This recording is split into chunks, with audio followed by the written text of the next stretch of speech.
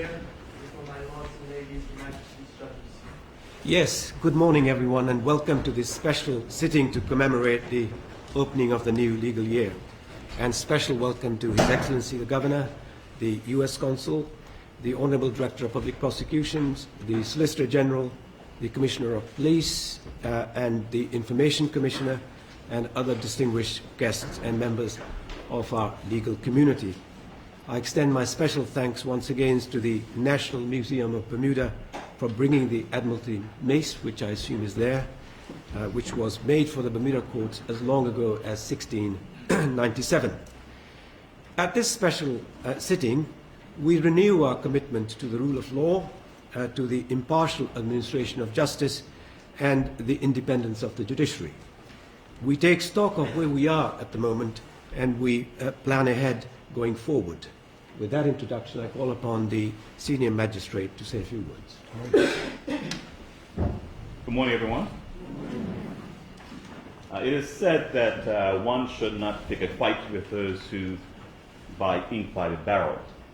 And in this day and age of modern technology, I suppose that it can be said that one should not pick a fight with those who have thousands of Facebook friends. However, today, and only today, I do feel that it's necessary to address what can only be described as irresponsible media coverage of the unimaginable, sensitive, and delicate family court matters. Each and every subject of those stories that have been splashed across the print and electronic media have at some time or another appeared in the family court, civil court, or criminal court.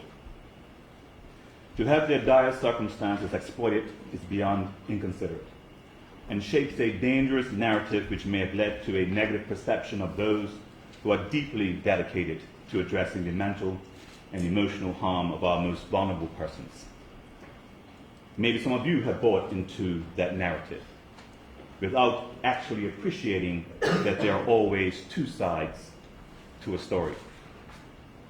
As Senior Magistrate, I have been asked on countless occasions to comment on specific family court matters.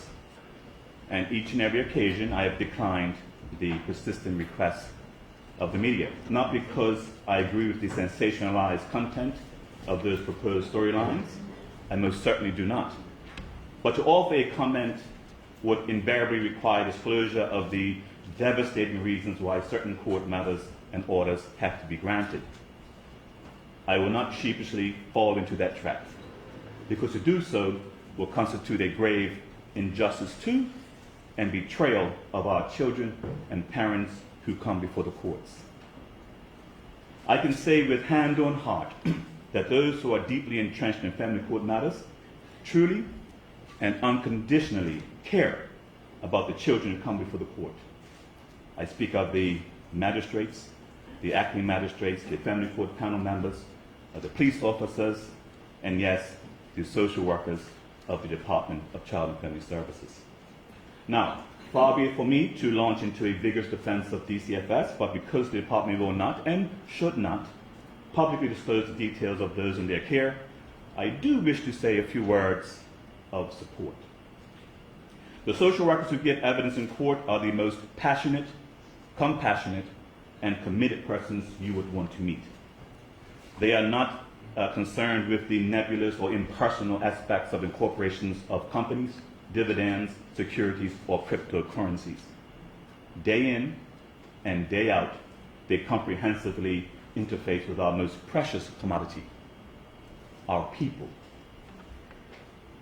They are tasked with the overwhelming and daunting task of addressing and resolving deep-seated family issues and dealing with the underbelly of our society, which most of us only read about in a fictional novel or pontificate about around our coffee machines.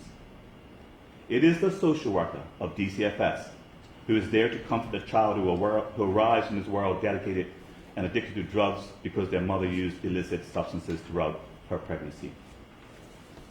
It is the social worker who is there to provide shelter to the elderly, the homeless, and the sick during a hurricane when the rest of us are hunkered down at our home with our loved ones.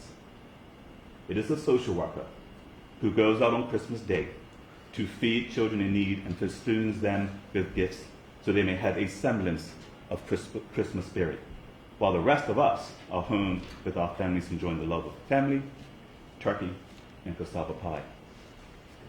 It is the social worker who goes out in the chill of the night to look for the runaway child, while the rest of us are warmly snuggled up in our bed with ours. It is the social worker who finds a loving foster home for the child who is bereft of social skills, basic social skills, because their parents' parenting capacity is severely challenged. It is the social worker who prevents the child from engaging in acts of self-harm as a result of generational trauma. And it is the social worker who picks up the pieces of our broken families. So, long before, during, and after social workers of DCFS have been unjustly vilified by the media, which questions whether or not they care, they will still be there to look out for the best interests of our children. For that, I wish to say on behalf of the magistrates and the family court, panel members and the magistrates, that although at times we may not agree with your recommendations, or we may not grant your legitimate applications, we appreciate the high level of professionalism that you exhibit in court proceedings. And most importantly, we appreciate the empathy, sympathy, profound care, and love that you routinely show towards our children. Now, I suspect that the media will not report any of what I said today, and if they do, they probably will be selective and will not give it the front page above the fold prominence that they gave to the negative stories. But I want everyone here today to know that the family court and DCFS hold the interest and welfare of our children of paramount importance. But of course, the family court will always keep under review our processes and procedures to ensure that we will continue to make the right decisions. But we need help. Each year I've cried out for adequate capital and human resources so that we may bring to fruition family court initiatives that directly target the challenges of our children and the families confront, such as the appearance of legal aid counsel in the family court so that mothers and fathers may obtain free legal advice at the doorstep of the court. The provision of in-house mediators who can triage family court matters, thereby obviating the need for parties to engage in acrimonious hearings in court. The provision of in-house psychologists and psychiatrists who at a moment's notice may be able to provide immediate therapeutic intervention for children and parents who may be struggling with mental health issues. The construction of a local, multi-purpose residential treatment facility for children that is able to deal with the plenitude of issues, psychological, psychiatric, trauma, and substance abuse issues besetting our children, thereby removing the need to send our children abroad for treatment. The development of an online payment system so that parents are able to pay child support online, and adequate funding for litigation guardians and counsel whoever and whenever they are appointed by the court. But most of all, we need continued help from you. If you are able to, become a foster parent or a big brother or sister. Provide free legal advice. Act as amicus. Embark upon a project at one of our residential homes, or provide time or money to charities that are designed to help our children. As the old African proverb says, it takes a village to raise a child.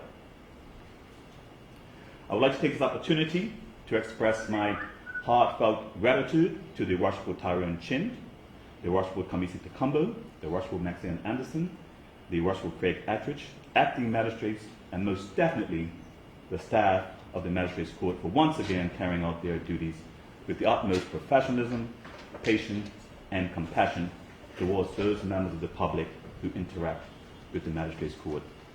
The year 2019 presented the court with immense challenges, and on countless occasions, magistrates, acting magistrates, and staff have admirably filled the breach and rose to the occasion.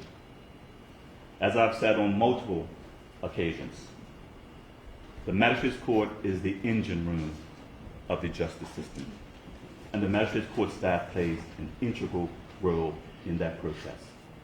I have no doubt that in 2020, that they will continue to exhibit hard work, commitment, and dedication to the proper administration of justice. For that, I'm profoundly humbled and thankful. Thank you. Thank you, Chief. Well, thank you, Senior Magistrate.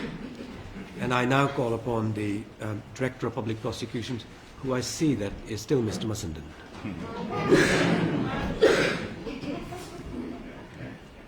My Lord, on behalf of the Council and Administrative Staff of the Department of Public Prosecutions, it's my pleasure to address this special sitting today from this podium as Mr. Mussenden. Yes. It is also a huge pleasure to acknowledge our learned friend, His Excellency the Governor, U.S. Consul General, my friend Bonnie Connie Dearman, and Permanent Secretary Smith, and other distinguished guests. We extend our best wishes for the 2020 legal year to your Lordship, the judges of the Supreme Court, the learned registrar and staff of the Supreme Magistrate, the worshipful magistrates, and staff of the Hamilton Magistrates Court. As I've stated previously, Bermuda can be proud that we have such excellent people at every level working in the judiciary. Now, my Lord, it doesn't escape me that today is Valentine's Day. So I trust that all the lawyers from the private practice have brought all their boxes of chocolates to give to their favorite court staff, but not to the judges. The assistant registrar is taking notes, I'm told. Taking names, I'm told. And the DDP stash is with Mr. Javon Rogers and Mr. Dayon Lodge, so the staff can contact them later to get our stash. Now, during the past year, the DDP's office adopted a new mission statement, and that is to provide Bermuda with an independent, efficient, and effective criminal prosecution service without fear or favor, based on the rule of law. And in adherence to this mission statement, we are reminded daily that we conduct ourselves to the highest standards and will prosecute in a manner that is fearless, impartial, transparent, and diligent. Lord, the DPP's office is comprised of 15 counsel and 10 administrative staff members. We do all manner of criminal cases in the courts, and I extend my thanks and appreciation to our Crown Counsel and admin staff for all the work they do to ensure proper presentation of cases. In 2019, we saw 3 Crown Counsel and 1 admin staff leave for other opportunities, and we wish them well. We are in the process of filling their posts, but I thank our staff for covering their duties. Our department is undergoing a management services review as we have identified a need for another deputy director for specialist work, a senior Crown Counsel, and other posts so that we can handle the increased workload, particularly in financial crime cases and vulnerable person cases. Our department has been very successful with the prosecutions that we conducted last year, hundreds of cases in the Magistrates Court, and many cases in the Supreme Court and Court of Appeal. Our staff have had the opportunity for training and development. Crown Counsel Shante Simons attended the specialization course for junior prosecutors put on by the International Association of Prosecutors and Syracuse International Institute for Criminal Justice in Italy. Crown Counsel Maria Sofianis and Javon Rogers attended the International Association of Prosecutors annual conference in Buenos Aires, Argentina. Locally, our office had training seminars in June and in December where we covered advocacy and various court applications, as well as presentations from the Bermuda Police. The Foreign and Commonwealth Office Criminal Advisors held a child safeguarding training seminar here in July for relevant agencies when we discussed the investigation and prosecution of child abuse cases. Our department hosted 3 government pupils for pupillage for a few months each, and we were pleased that they were on their feet in Magistrates Court on a regular basis. They went on to be called to the bar, and we have now employed one of them, Sinead Tucker, as a junior Crown Counsel, where she is now prosecuting cases in the Magistrates Court. We had a DPP Recognition Awards for the Bermuda Police Service, attended by the Commissioner of Police and other senior police officers, when awards were given to about 20 police officers for their outstanding work in cases and administration. And, my Lord, we made a presentation to the police training school, and a few weeks ago, we spent a day training them in giving evidence in court cases. So, my Lords and everyone else here, they graduate soon. So please be aware, because there is no greater enthusiastic police officer than the ones that just graduated. So buckle up, slow down, and stop talking on your cell phones whilst driving. And for goodness sake, please don't say to them, "Do you know who I am?" Throughout the year, we've had students join us for career days, and our council have presented at schools on sexting, child porn, social media abuse, and law as a career. And we enjoyed those moments with the students. My Lord, we extend our thanks to the various entities we work with, such as the Defense Bar, Legal Aid, Court Services, and the AG's Chambers, for their expertise and assistance throughout the year. And we extend our thanks to the Bermuda Police Service for their high-quality investigations and expertise in solving serious crimes, and also the Court Liaison Unit for their endless work. My Lord, years ago in prosecuting cases, some fingerprints, a distant ID, and probably a confession statement of 2 pages to get you convicted for serious crimes.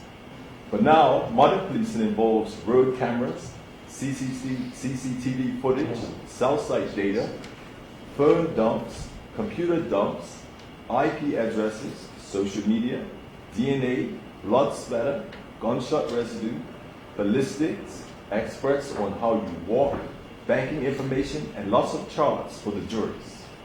You name it, the police can produce it. And our Crown Counsel are well equipped to present all this evidence to courts and juries. And most importantly, we extend our thanks to the Supreme Court Registry and the Magistrate's Court staff. As I said before, you really are the most important entity in the entire justice system. You are all worth your weight in gold, and you save lawyers on a daily basis from a good hiding from the judges and the magistrates. And of course, we extend our thanks to the Court of Appeal Associate, Mr. Quaylo, who thinks he's both the registrar and president of the court. Lord, we are seeing more and more historical sex abuse cases where offenses happened decades ago, like 30 or 40 years ago. And we believe that this is a direct consequence of organizations like SCARS, who are educating and training people about sexual abuse. And our department, together with the Police Vulnerable Persons Unit, treat victims with care so that they can feel assured that any complaints will be investigated properly and prosecuted if appropriate. Lord, as you're aware, the Caribbean Financial Action Task Force, CFATF, engaged us all, for which Bermuda had an excellent report for all its efforts in combating money laundering and terrorist financing. I must commend our DPP, NEMLEC team, and our whole department for the fantastic work that was done in support of the assessment, and who were present in Antigua in November to defend relevant parts of Bermuda's report. One key recommendation is that we need to change our proceeds of crime legislation to enable us to have power to restrain assets at the investigation stages of cases, rather than having to wait for when a person is to be charged. We look forward to that legislation being put in place. And Lord, I understand that such a small amendment of just a few words will keep the private bar retained for years and years to come. So I ask you to lobby for that change as well.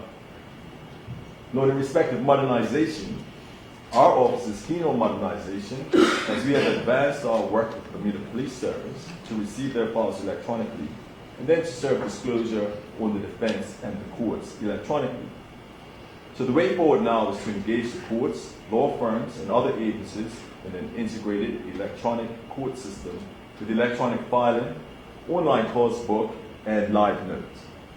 I understand all of this will reduce costs to the firms, who no doubt will pass on those cost savings to their clients. Lord, I'd like to congratulate Ms. Elizabeth Christopher, who was elected last year as the president of the bar. She has been at it for many, many years, and the bar is in good hands with Ms. Christopher at the head. I'd also like to congratulate Mr. Delroy Duncan, who took silk recently, my Lord.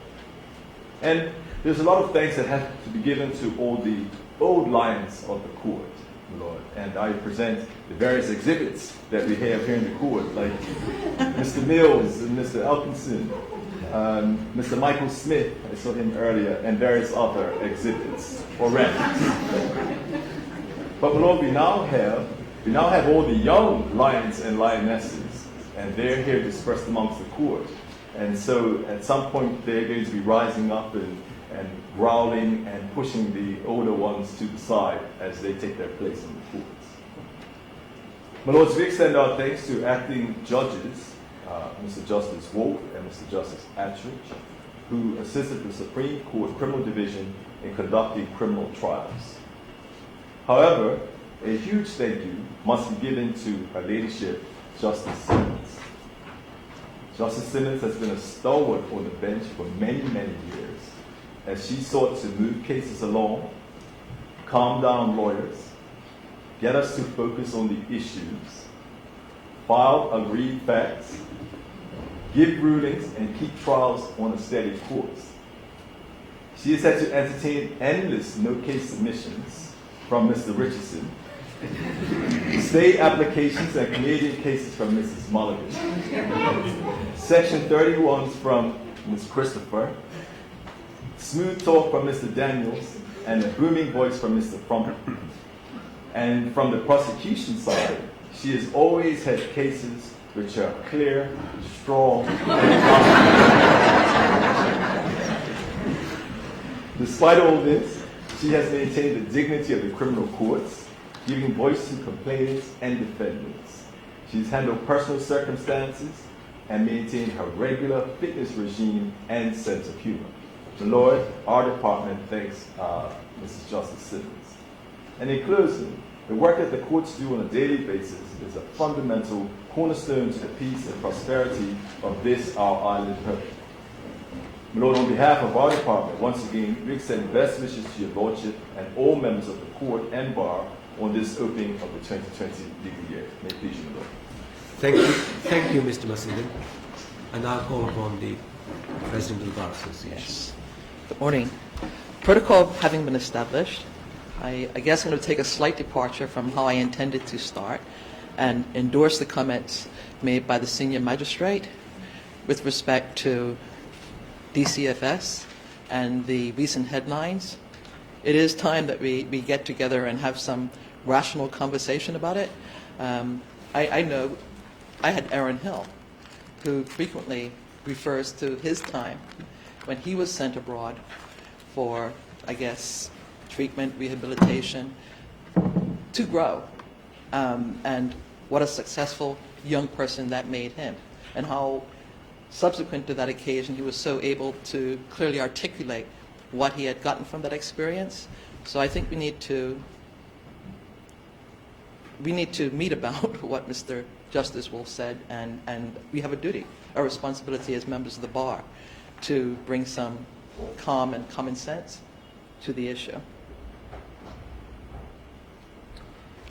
Last year we said goodbye to two eminent jurists who served our country well for many years. Sir James Ashwood, son of the soil, Solicitor General, Senior Magistrate, Chief Justice and President of our Court of Appeal, and Sir Edward Zaka, who while in Bermuda also served as President of our Court of Appeal. But even as we mourn their passing, we celebrate the arrival in 2019 of 19 new attorneys called to the bar, who will no doubt one day fill their shoes and carry the practice of law in Bermuda to a new and great height. Your Bar Association over the past year has tackled many pressing and some controversial issues, not always to the unanimous assent of all practicing members, but always working to ensure the most responsible, appropriate, and best possible representation is available to the public. We have had to find ways to implement the new fit and proper legislation, largely through the yeoman effort of our Executive Secretary, Anwin Sterling. Jeffrey Elkinson's commitment to the Professional Conduct Committee is relentless. I found him chairing that committee when I joined the Bar Council many years ago, and it is a testament to him that he has fulfilled that role for so long. Apparently, I spoke to him this morning, since 2008. I myself only lasted on the Professional Conduct Committee for 2 years, and then I found it a bit overwhelming, so I don't know how he does it, and I don't know how his current members do it, and I tip my hat off to all of them. For those who may not be aware, we participate in many committees, and we have many committees. We participate in the AML-ATF, Mutual Assistance Committee. We run a committee for the advancement of privacy law and the appropriate regulation of the legal Industry Committee. We have a Criminal Bar Committee, Continued Legal Education, Fees Arbitration, Group Health Insurance Committee, IP Committee. We have a subcommittee looking at legal aid. We have a Pupillage Committee, Professional Conduct Committee that Jeff chairs, and a QC Status Committee. We would like to thank our rank and file members of the bar for continued support in other areas as well. The free legal advice clinic, both in Central and West End, where many lawyers volunteer on a weekly or monthly basis. The clinic was set up by our own Chief Justice, also past president of the bar, and his contemporaries, I'm estimating because it was here when I got here, over 30 years ago. It has truly stood the test of time. We need to commemorate that this year. It is absolutely the best of what we are. Our thanks also go out to our immediate past president, Karen Williams-Smith, who has set up a similar clinic in the West End during the past year. We have members who give advice pro bono to litigants in person in limited circumstances, which is facilitated through the bar office. We have appointments to the AML-ATF board, and many lawyers sit on various other committees within our community, bringing specialized skills and knowledge and enhancing the general reputation of the bar. Congratulations go out to our past president, Delroy Duncan, who has achieved QC status in the United Kingdom. We shall continue to hold meetings to move forward on our own scheme this year. Also, looking forward to the coming year, we need to look at ways of evaluating how to speed up our disciplinary process, both for members of the bar who are caught up in it and members of the public who have taken the time to raise important issues.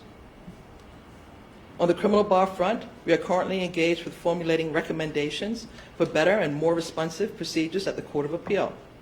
The current system, as our Court of Appeal has noted through a recent Canute judgment, and of course, I have to try to figure out what a Canute judgment is, and I still haven't quite figured it out. I know there's a King Canute, but apart from that, I'm not really clear on what it really means, and hopefully he'll elucidate me soon.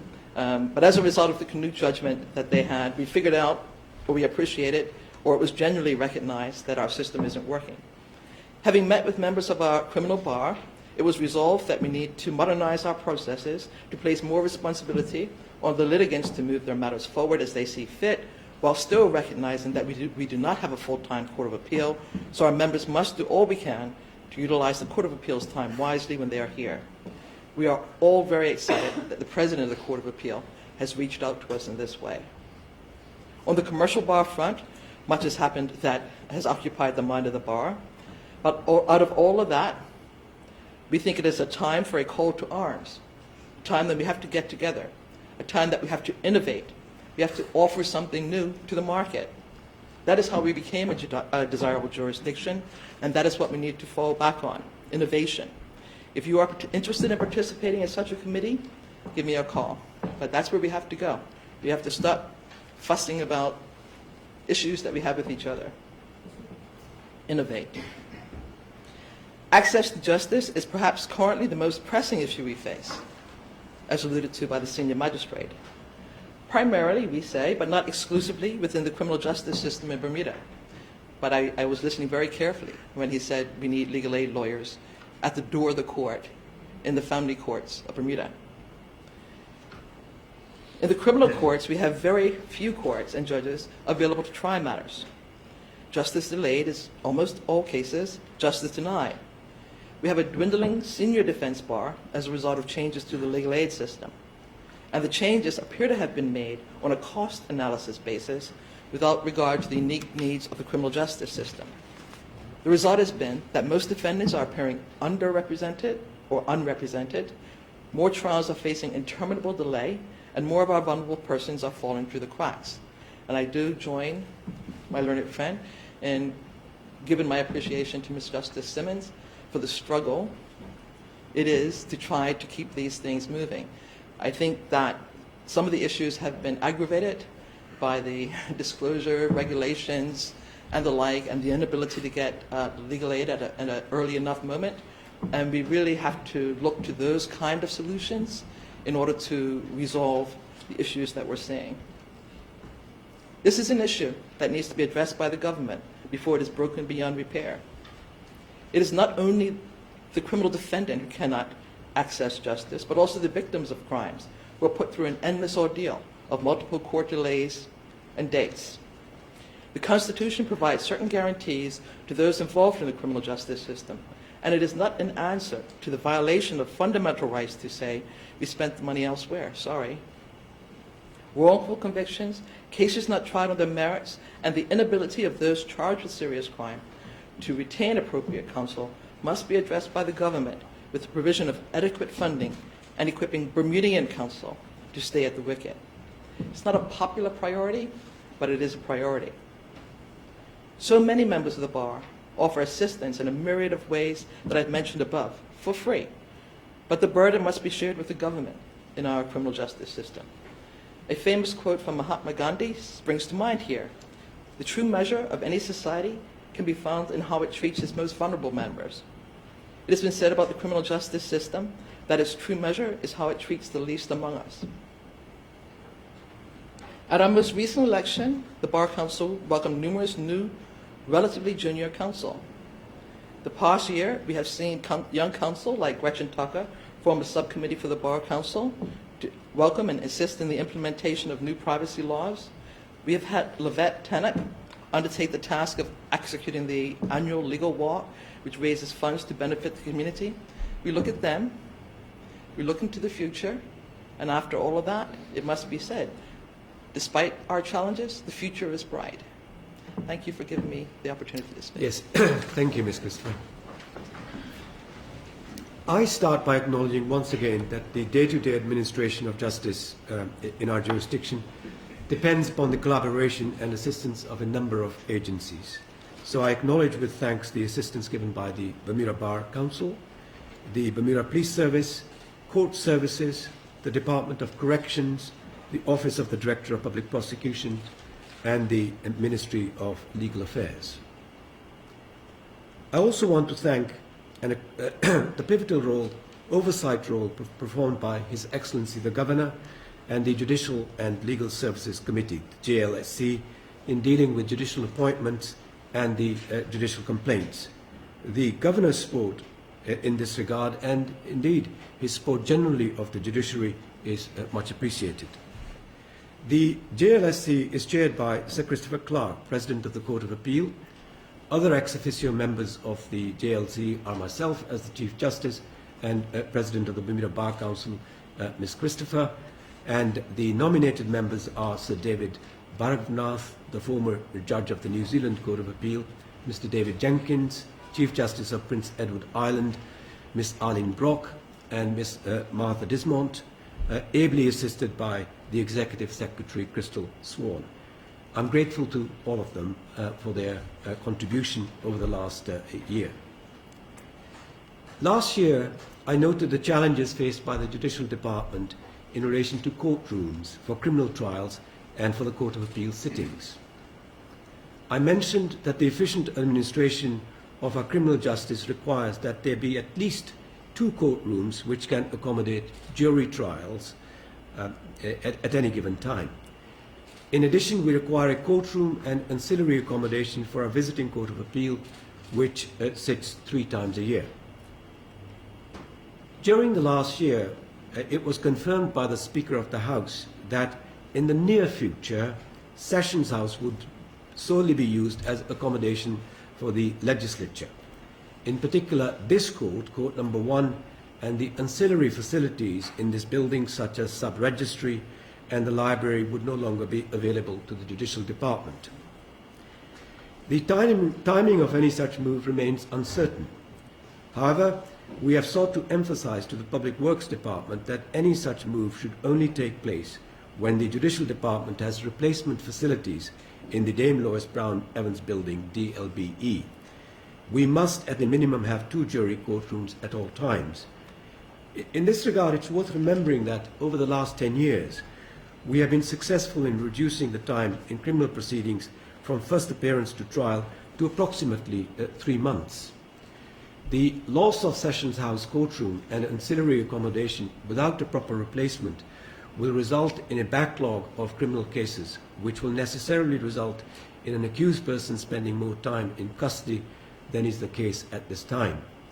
We also know from past experience that once a backlog of cases has been established, it takes a very long time to eliminate such a backlog.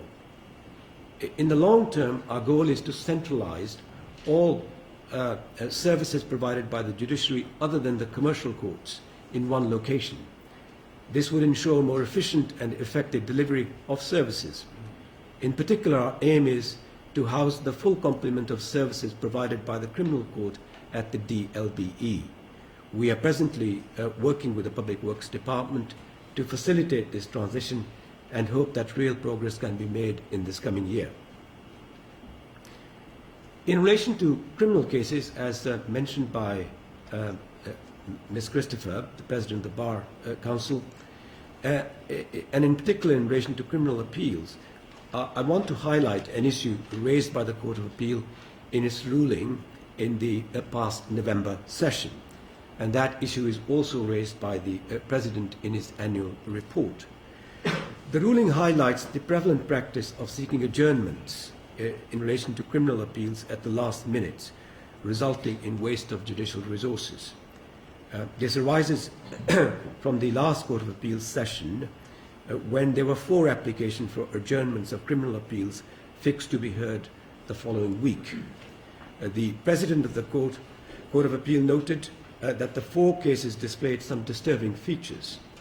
These include, according to the President, an apparent willingness to simply ignore the mandatory court orders, a failure to plan matters as to be able to comply with court orders, a failure of communication with either the court or the Crown in relation to difficulties in producing submissions until a very late stage, a failure to address the question of transcripts on a timely basis, and a failure of adequate communication between counsel when more than one counsel had been involved.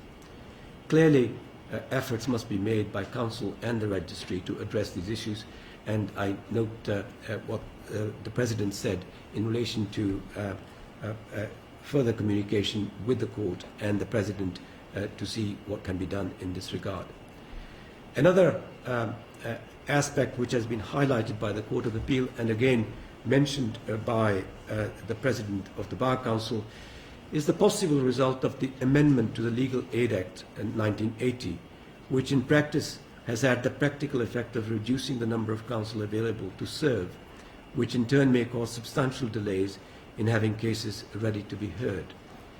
This is a point also noted by Justice Simmons, the supervising judge of the Criminal Division, in her annual report. Justice Simmons notes that there were 32 new cases brought before the Supreme Court for arraignment between March and December 2019, and of these cases, 18 were assisted persons, representing 56% of the total. They were represented by Legal Aid Counsel. All but one defendant was in fact represented by Senior Aid Legal Counsel.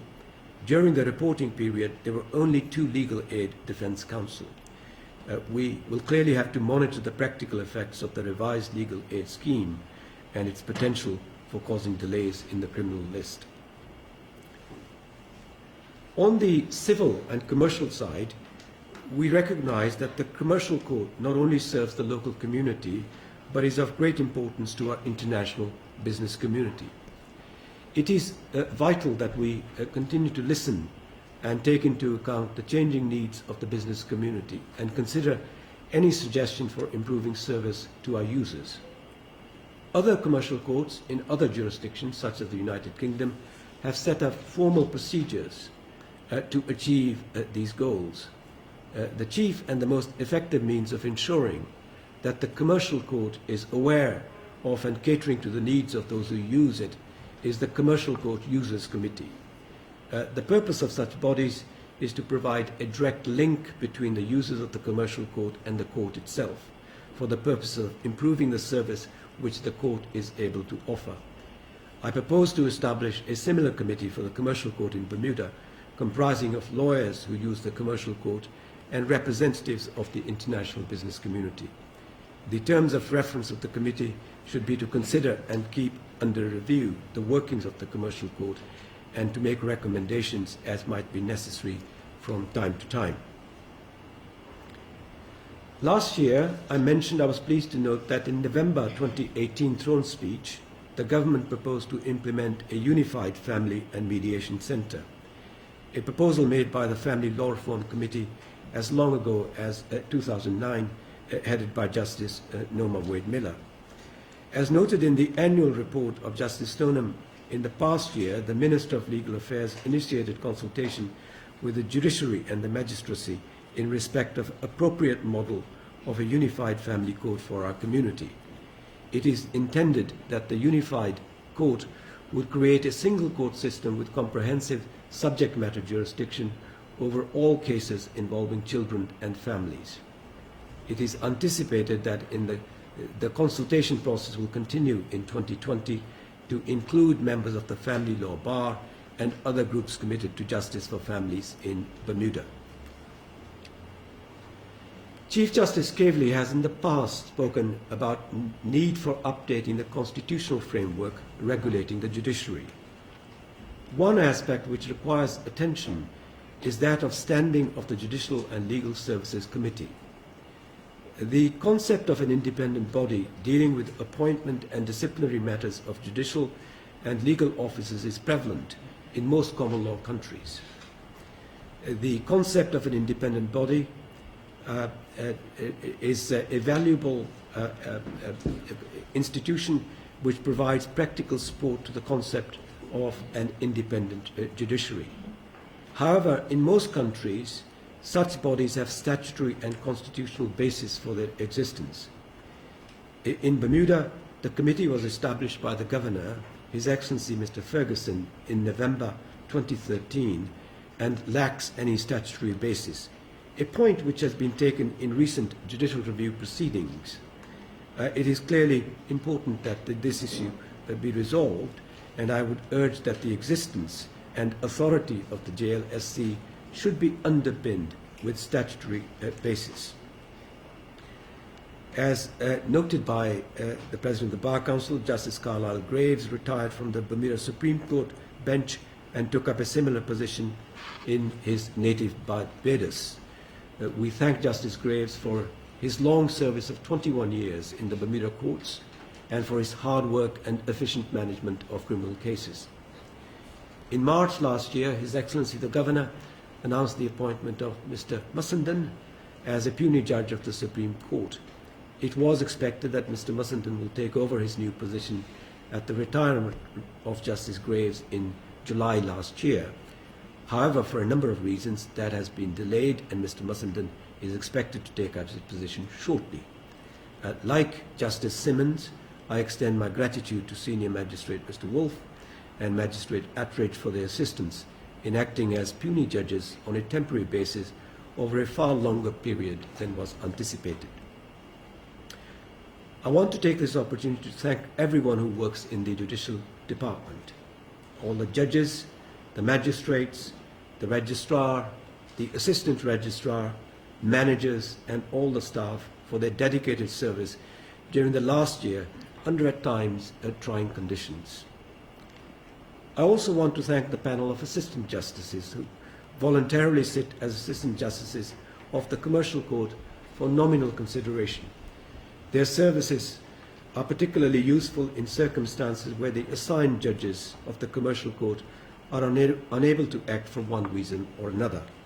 The assistant justices I wish to thank are Mr. John Riluma, Mr. David Kassaram, Mr. Jay Pachai, Mr. Delroy Duncan, Mr. Jeffrey Elkinson, Mr. Rod Atwright Sterling, and Mr. Kiernan Bell. I'm especially grateful to Assistant Justice Kiernan Bell, who sat for nearly 6 weeks whilst Justice Bear Williams was absent from the court. Finally, I must acknowledge the valuable assistance provided by Chief Justice Cavely in presiding over one of the largest cases in trust litigation, probably in any jurisdiction. This is a significant litigation in the context of our international business. The trial of this action is expected to take place next year, and we are grateful to Justice Cavely to see this litigation to its conclusion. I invite all of you to read the 2019 annual report, where you will find the main highlights of the last year and short commentaries on the various courts and their respective jurisdictions. And finally, I'd like to thank everyone who attended and conclude formally declaring the 2020 legal year to be open. Thank you. Order, Your Honor.